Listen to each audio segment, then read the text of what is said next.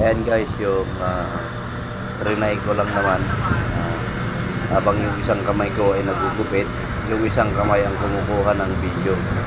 Medyo may kahirapan pala. At yan pa yung kinalabasan, no? Makikita natin na may malaking supply dun sa ginawa ko.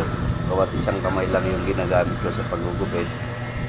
Hindi ako gumamit ng supply o ano, pero yung razor lang. Tapos yung isang kamay ko ay nakahawak ng eto cellphone ko habang kinukuhanan ko siya ng video. Medyo mahirap guys, pero yan lang yung simpleng pamamaraan ng pag-bait. Hindi ko sinasabing yan po yung perfect na ano, kundi kung kaya po ng kamay mo na ano, parang shortcut lang kung bait ko dyan. Pero isang kamay lang kasi medyo mahirap talaga.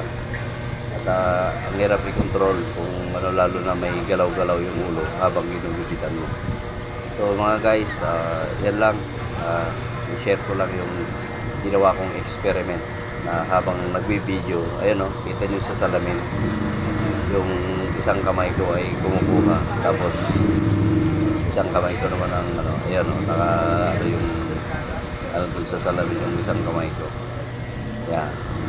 Yan yung kinalabasan guys. So, doon kita nyo may mataas na ano doon kasi medyo sumobla. Yung ginawa ko, tinaasan ko na yung gupit niya imbis na medyo mababa lang sana yan. So, yun mga guys. At salamat sa pagsuporta nyo sa video na to.